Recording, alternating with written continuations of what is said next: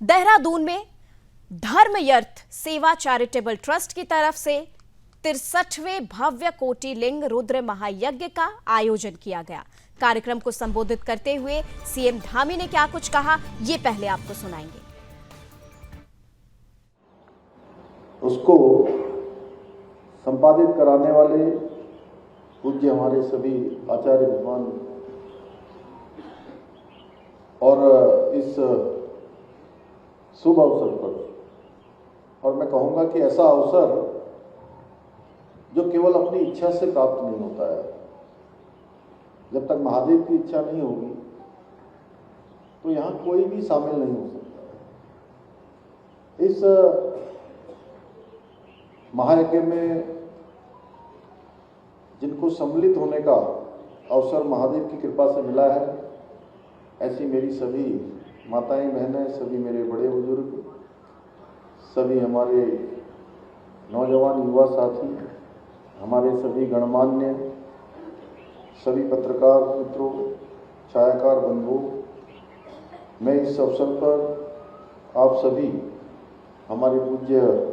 आचार्य गणों का, संत गणों का, वेद पाठियों का, विद्वज्जनों का और श्रद्धालुओं का, सभी माताओं बहनों का मैं हृदय से आप सबका स्वागत करता हूं,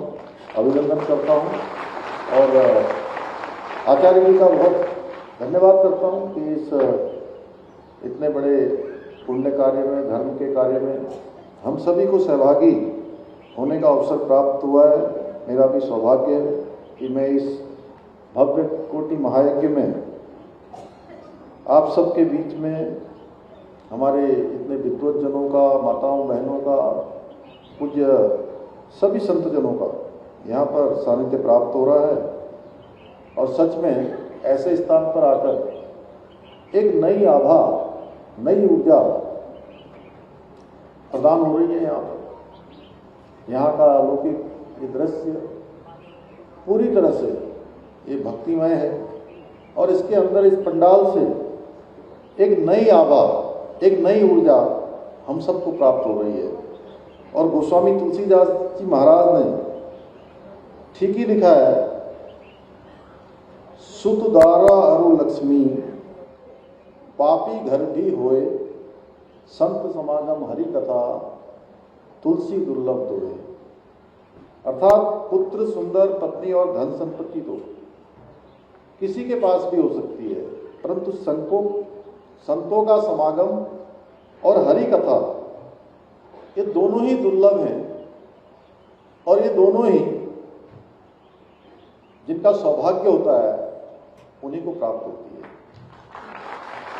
मैं स्वयं को सौभाग्यशाली मानता हूं कि मुख्य सेवक के रूप में काम करते हुए मुझे आप सभी पूजनीय विद्वज्जनों का, हमारे विद्वान ब्राह्मणों का, आचार्य गणों का, सभी का आशीर्वाद और मार्गदर्शन निरंतर प्राप्त होता रहा है। भाइयों बहनों, हमारी जो सनातन संस्कृति है, उस सनातन संस्कृति में यज्ञों का हमेशा ही एक विशिष्ट स्थान रहा है और हमारे वेदों में यज्ञ को धर्म का मेरुदंड कहा गया है। ये देवताओं और मनुष्यों के बीच सेतु का कार्य करते हैं, यानी कि उनको कहीं ना कहीं जोड़ने का काम करते हैं, जिसके माध्यम से हमें ईश्वरीय कृपा प्राप्त होती है और संपूर्ण सृष्टि को इस प्रकार के यज्ञों से एक सकारात्मक ऊर्जा मिलती है। यह न केवल हमारी आध्यात्मिक उन्नति का मार्ग प्रशस्त करते हैं, बल्कि समाज को भी धर्म के मार्ग पर, संस्कृति के मार्ग पर और नैतिक रूप से उनको समृद्ध बनाते हैं, उनका आत्मबल प्रदान करते हैं, उनको एक मजबूती प्रदान करते हैं, जिसके कारण से हम अपने अपने कर्म पथ पर आगे बढ़ते हैं। अपने कर्म पथ पर हमको ऊर्जा प्राप्त होती है, हमको प्रेरणा प्राप्त होती है, हमको मार्गदर्शन प्राप्त होता है। एक पाथेय हमको इस प्रकार के यज्ञों से मिलता है। ये भव्य कोटि महायज्ञ का आयोजन हमारी सनातन परंपराओं की दिव्यता और भव्यता का एक जीवंत प्रमाण है और इस महान अनुष्ठान के अंतर्गत 1 करोड़ शिवलिंगों की स्थापना की गई है, जिसके बारे में आचार्य श्री ने अभी बताया, जो अपने आप में अलौकिक है और ये ऐतिहासिक दृश्य है जिसमें हम सबको सम्मिलित और जिसका साक्षी होने का अवसर भगवान महादेव की कृपा से हमको मिल रहा है। 1 सप्ताह तक चलने वाले इस महायज्ञ में 151 विद्वान वेद पाठी ब्राह्मणों द्वारा वैदिक ऋचाओं के सामूहिक उच्चारण के साथ भगवान शिव का अभिषेक किया जाएगा, जिससे न केवल इस क्षेत्र में बल्कि संपूर्ण प्रदेश में और देश में आध्यात्मिक ऊर्जा में वृद्धि होगी। और जैसा आचार्य श्री कह रहे थे, निश्चित रूप से सनातन की जो ध्वजा है, जो सनातन की धर्म ध्वजा है, उस धर्म ध्वजा को और ऊपर स्थान ले जाने में ये हमारा महायज्ञ जो है बहुत बड़ा माध्यम बनेगा। भाइयों बहनों, हम सभी सौभाग्यशाली हैं कि इस महान यज्ञ में अपनी श्रद्धा और आस्था की आहुति अर्पित करके सर्वे भवन्तु सुखिना के संकल्प के साथ राष्ट्र, समाज और सनातन संस्कृति के उत्थान में हम सबको महादेव की कृपा से इसमें सम्मिलित होने का, इसमें सहभागी होने का अवसर प्राप्त हो रहा है। मैं पूज्य आचार्य श्री को बहुत विशेष रूप से धन्यवाद देना चाहता हूँ, जिन्होंने मुझे इस दिव्य महायज्ञ में सम्मिलित होने का अवसर प्राप्त हुआ और ऐसे दिव्य दर्शन प्राप्त हो रहे हैं। आपके भी हो रहे हैं और महादेव के भी हो रहे हैं। भाइयों बहनों, आज आदरणीय प्रधानमंत्री श्री नरेंद्र मोदी जी के नेतृत्व में हमारे सनातन संस्कृति की पताका संपूर्ण विश्व के अंदर आज लहरा रही है और दुनिया भर के देश हमारी जो प्राचीन संस्कृति है, जो हमारे दर्शन है, उन सभी से आज परिचित हो रही है। उसके कई सारे प्रमुख उदाहरण हैं। आज देश के अंदर हम देखें, काशी विश्वनाथ में भगवान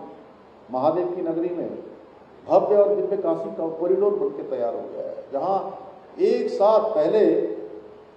अगर कोई महादेव का भक्त मां गंगा का जल लेकर महादेव को अर्पित करना चाहता था तो उसको रास्ता नहीं मिलता था। लेकिन आज हमारे प्रधानमंत्री जी के द्वारा जो भव्य और दिव्य काशी कॉरिडोर बनाया गया है भगवान विश्वनाथ की नगरी में, एक साथ